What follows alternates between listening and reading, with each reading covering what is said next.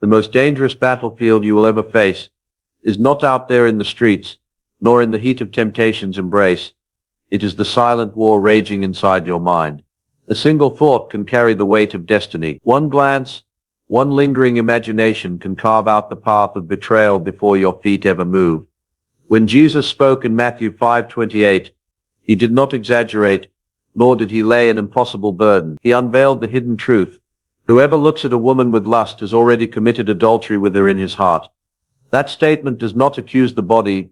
It exposes the unseen covenant breaking that begins long before flesh touches flesh. Lust is not merely desire. It is the seed of adultery germinating in the soil of imagination. It is the quiet rehearsal of betrayal, the inner handshake with darkness, the heart signing a contract the body has not yet delivered. This is why lust is so dangerous, because it sanctifies sin in the secret chambers, where no one is watching. And what begins in the shadows of the mind, if left unchecked, always demands expression in the light. If left unchecked, always demands expression in the light. The battlefield of desire is not laid out in open fields where soldiers clash with swords. It is a war far more subtle, more treacherous, and infinitely more personal. It is fought in the silence of your own mind, in the privacy of imagination, where no eyes are watching, except your own and God's. Desire itself is not the enemy. Hunger is natural. Attraction is human. The longing for beauty, intimacy, and connection has been woven into the fabric of creation. But when desire mutates into lust, when it seeks to consume rather than to cherish, it becomes the seed of destruction. What begins as a whisper in the heart grows into a storm that can collapse empires, ruin families, and devour souls. C.S.LEWIS once wrote that the power of imagination is both the strength of humanity and the snare of the devil. In your imagination, you can build cathedrals of love or dungeons of captivity.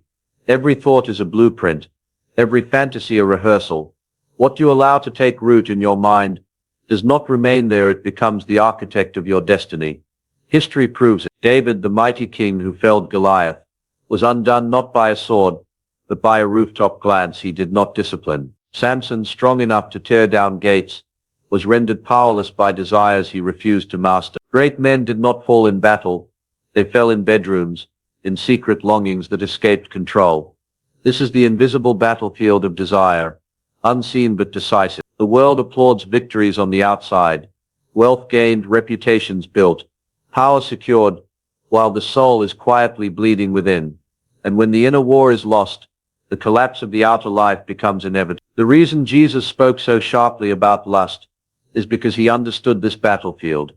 He knew that adultery begins not with touch, but with tolerance, the tolerance of corrupted thoughts. He revealed that sin incubates in secrecy long before it ever appears in action. And so the true fight is not merely about behavior, but about vision, about what you allow your eyes to linger upon, what images you give permission to remain, and what desires you water with attention. The mind is the soil, desire is the seed, and what you harvest tomorrow depends on what you plant today. 2.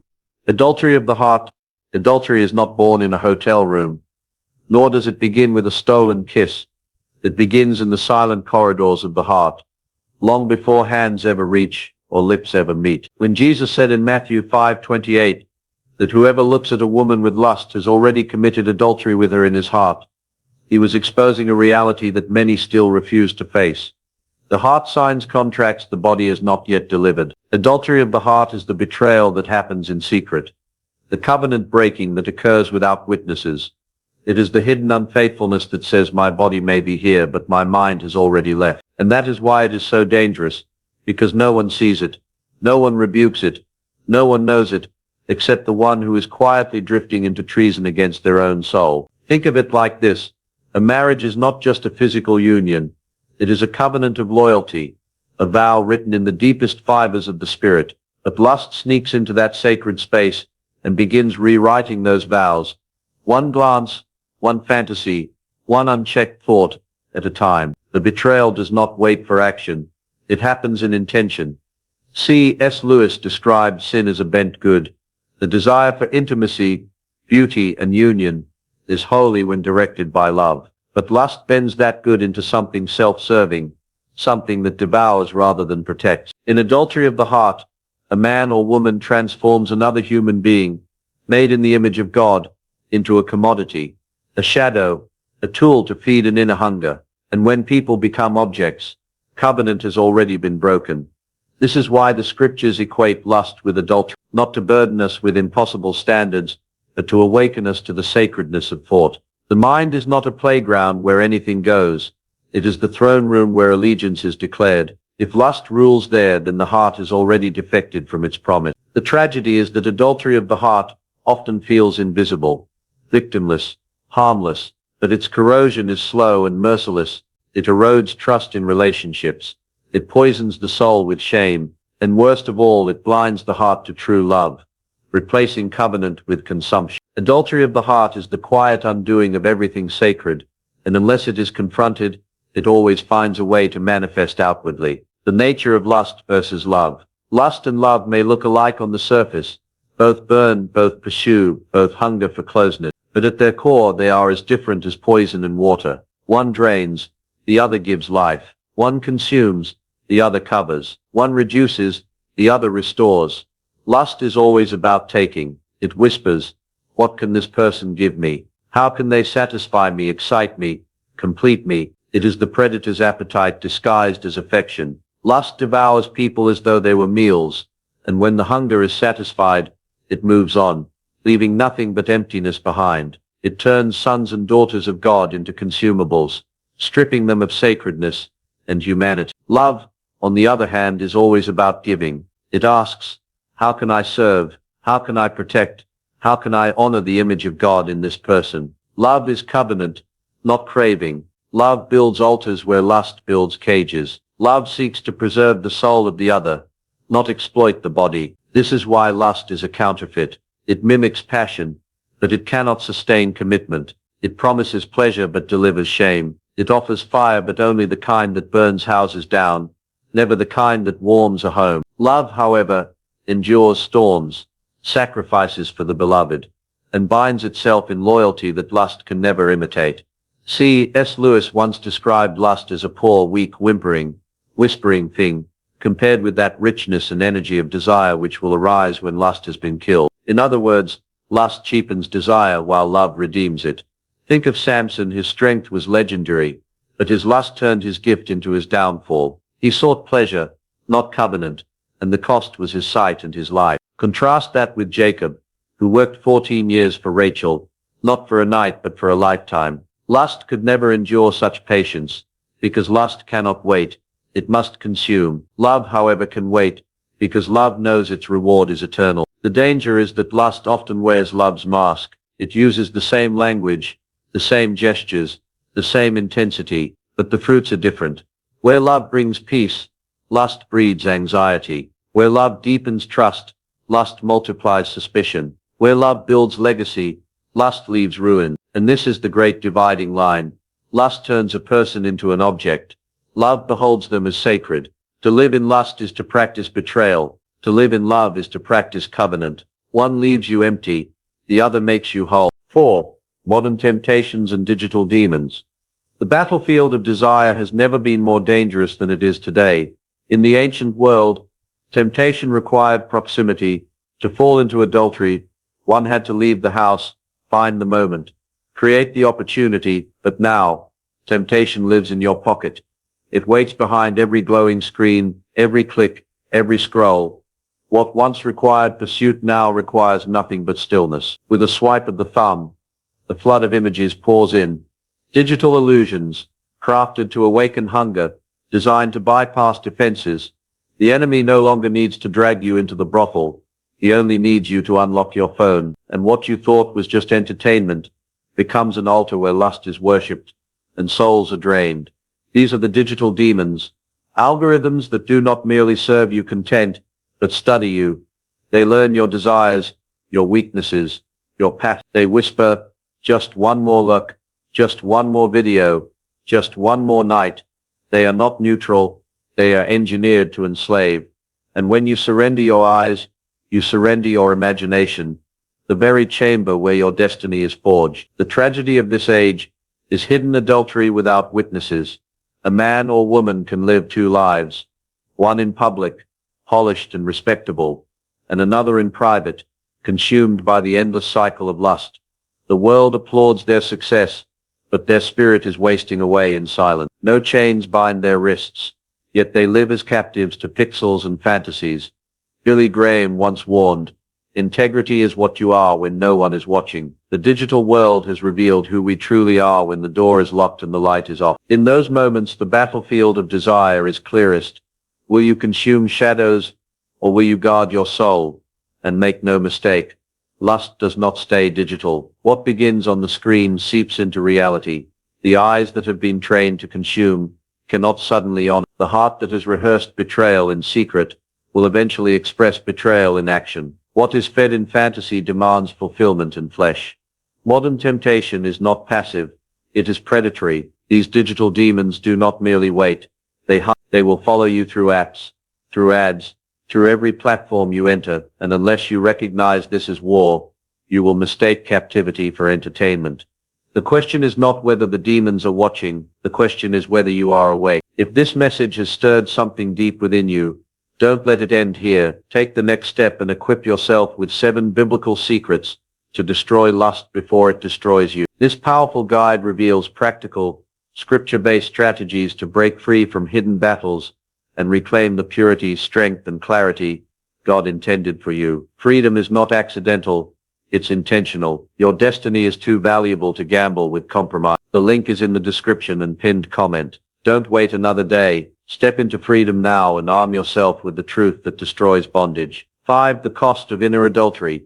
Every secret sin demands payment. The lie of lust is that it can be contained, hidden, managed. But sin is never a guest. It is always a thief. And lust, though it begins in the shadows of imagination, eventually walks into the daylight to collect its debt. The first thing lust steals is clarity. The mind that was once sharp becomes fog. Decisions that were once guided by wisdom now bend under the weight of secret hunger. You begin to see people not as souls to honor, but as bodies to consume. And slowly the ability to perceive beauty with purity is replaced by the compulsion to distort. Clarity dies, and with it, vision for the future. The second theft is peace. Hidden adultery may not break into headlines, but it breaks into your sleep. Shame becomes a quiet companion. Fear of exposure lingers like a shadow over every accomplishment. You smile in public, but your conscience burns in private. Peace cannot dwell in a heart at war with itself. The third loss is trust. Even if your spouse or family never uncovers the truth, lust rewires the way you relate to them. You pull back emotionally, you disengage spiritually, you withhold your full presence, and eventually they feel the fracture, because you cannot give what you no longer possess. History is littered with the ruins of men and women who underestimated the cost of inner adultery. Kings who lost kingdoms, leaders who lost credibility, families that fractured under the weight of betrayal. Think of David. One glance led to a spiral of lies, murder, and national shame. It was not the sword of an enemy that destroyed him, but the fire of unbridled desire within. The cost is also generational. Children grow up in homes where authenticity is absent, where hidden sins leak into the atmosphere like toxic smoke. They may not know the details, but they breathe the poison, and what was tolerated in one generation is often amplified in the next. Lust is not harmless fantasy. It is a seed that always grows. It will demand expression, it will demand expansion, and it will demand destruction. That is its nature.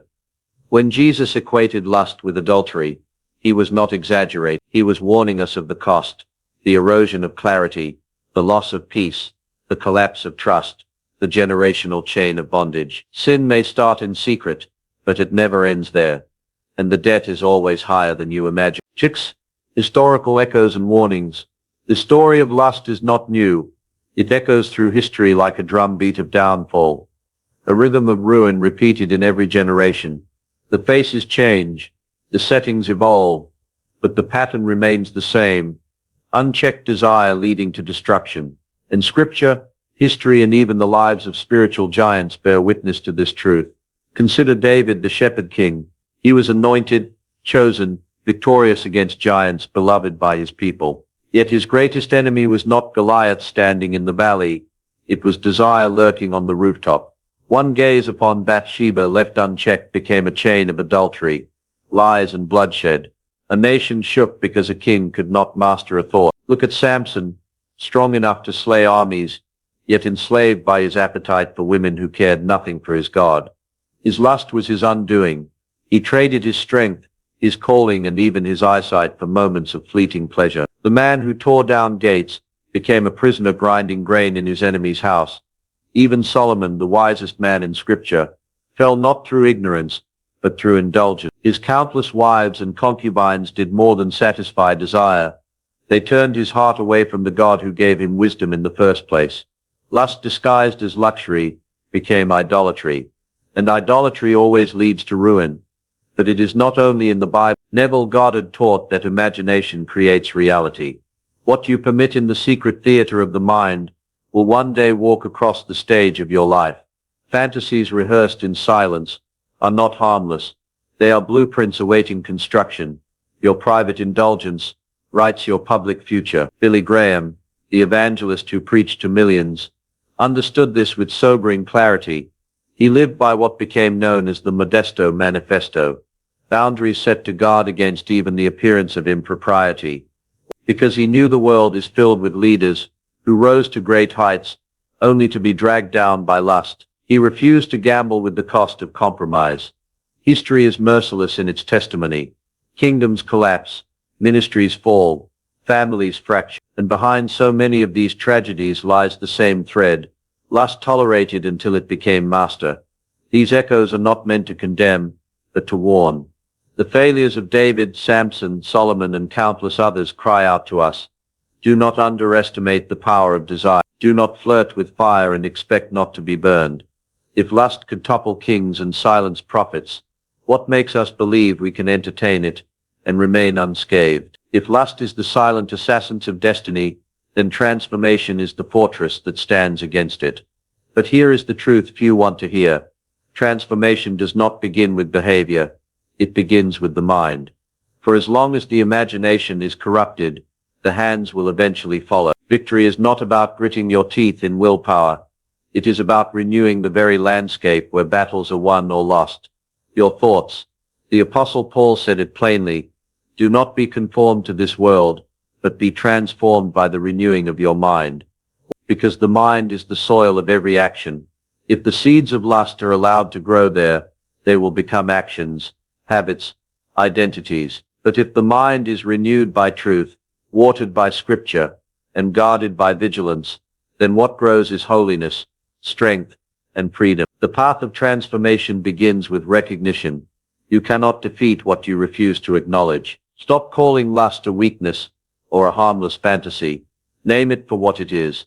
Adultery of the heart, betrayal of covenant, poison to the soul. Only when it is unmasked can it be confronted. Next comes discipline.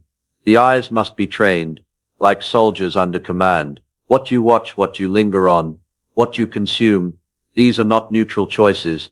They are invitations. If you train your eyes to feast on lust, your heart will follow. But if you discipline your gaze to see people as image bearers of God, you begin to reclaim the sacredness of vision. Then comes spiritual practice. Prayer is not just words, it is war. Fasting is not just abstinence, it is the sharpening of will. Confession is not weakness, it is exposing the enemy to light. Community is not optional, it is the shield wall, where brothers and sisters stand together against attacks too great for one person alone. Transformation also demands replacement. You cannot simply remove lust.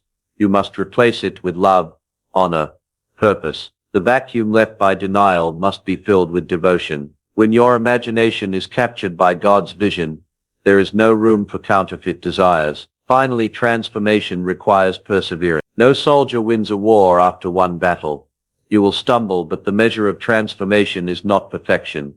It is progress. Each time you rise again, each time you return to God's grace, the chains grow weaker, the fortress grows stronger. The path of transformation is not about condemnation, but liberation. It is not about avoiding failure, but about embracing the power to rise higher than failure. And it begins, always, with the renewing of your mind. 8. From chains to freedom. Freedom does not begin when the chains are cut. It begins when you realize you were never created to live in chains. Lust wants you to forget that truth. It wants you to believe you are powerless, bound, hopelessly enslaved to desire. But the gospel declares the opposite. You are not a slave. You are a son, a daughter, called to walk in the authority of freedom. The first step toward freedom is not escape, but identity. If you believe you are nothing more than your failures, you will live as though chains are permanent. But when you see yourself as God sees you, redeemed, beloved, chosen, you understand that sin is an intruder, not your nature. Chains lose their power the moment you stop calling them your home. Freedom also requires a shift in vision. Lust teaches you to look at people as objects. Freedom restores your sight, teaching you to see every person as a sacred image bearer. Where lust says, consume, freedom says, honor. Where lust objectifies, freedom dignifies. This shift of sight is not small. It is the difference between a prison and a kingdom. But freedom is not only about seeing differently. It is about walking differently.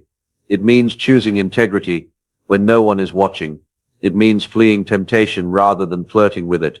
It means guarding your mind as you would guard a treasure chest. Freedom is not passive. It is intentional, disciplined, fought for daily. And here lies the paradox. True freedom does not come from indulging every desire. It comes from mastering desire. A river without banks becomes a flood that destroys, but a river guided by boundaries becomes a source of life. In the same way, freedom is not the absence of restraint. It is the presence of holy direction. Redemption stories prove this. Men who once hid behind screens now raise families in purity. Women who once lived in shame now walk in dignity and light. Their chains did not disappear overnight, but step by step, battle by battle, they discovered that Christ had already unlocked the prison door. All they had to do was walk out. And this is the promise. The chains of lust are strong, but they are not unbreakable.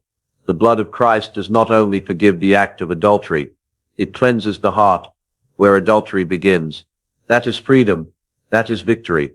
That is life restored. You were not born to live bowed under chains of shame. You were not designed to waste your days in secret battles that drain your soul and steal your peace. You were created for something higher, something nobler, something eternal. And now is the time to rise. Hear this clearly. Lust is not just a weakness. It is warfare. Every glance, every thought, every fantasy is part of a larger battle for your destiny. You cannot afford to fight casually. You cannot afford to treat this like a bad habit. This is life and death. This is covenant or betrayal. This is slavery or freedom. So guard your mind as you would guard a fortress. Set watchmen at the gates of your eyes. Do not negotiate with temptation, for temptation is a liar. Do not flirt with darkness, for darkness does not play fair. Cut off what drags you down. Block it. Flee from it. Starve it. Your life is too valuable to feed to the wolves of lust. But remember, this is not only about denial. It is about pursuit. Fill your mind with truth. Fill your heart with love. Fill your days with purpose. When the soul is occupied with light, darkness has no room to enter. Do not wait for tomorrow. Every day spent in compromise is a day stolen from your calling. Rise today. Claim back your vision. Reclaim your purity. Step into the authority that was purchased for you at Calvary. Purity is not weakness. It is power. Holiness is not chains. It is freedom. When your eyes are clean, your spirit becomes sharp. When your heart is undivided, your life becomes unstoppable. You were not meant to crawl through shame. You were meant to stand tall in the radiance of righteousness. So hear the charge. Choose covenant over craving, destiny over desire, honor over hunger. Let the words of Christ echo like thunder in your soul. Whoever looks with lust has already committed adultery in his heart, not to condemn you but to awaken you, to remind you that your heart is holy ground, your thoughts are sacred soil, your imagination is a throne where either God or idols will reign. Choose this day whom you will serve. Choose life. Choose freedom. Choose love. For when lust dies, true desire is reborn, and that desire, purified, redeemed, ignited by heaven, will carry you further than lust ever promised, and into the eternity you were made for. Lust is not harmless. It is corrosive, relentless, and deceptive. It whispers that you can manage it, that you can entertain it, without consequence. But every story from scripture to history proves the opposite. No one dances with fire and escapes unburned. Yet here is the hope. You are not powerless. Every chain that lust has wrapped around your heart can be broken. Every lie it has spoken can be silenced. You do not have to live another day divided, ashamed or captive. The same spirit that raised Christ from the dead is alive in you, and that spirit is stronger than every secret desire that wars against your soul. Freedom is not a dream. It is your inheritance. But freedom does not come by accident. It comes through wisdom, through strategy, through learning how to guard your mind and discipline your heart. That's why I created my book, 7 Biblical Secrets to Destroy Lust Before It Destroys You. It's not theory, and it's not fluff. It's a battle plan, a practical, step-by-step guide rooted in Scripture that will show you how to break free, reclaim your purity, and walk in the strength God designed for you. If this message has stirred something in you, if you know it's time to stop fighting this war in silence and start walking in victory, then I invite you to take the next step. The link is in the description. Don't just listen and move on. Your future, your relationships, your destiny are worth fighting for. Check it out now and step into the freedom you were always meant to live in.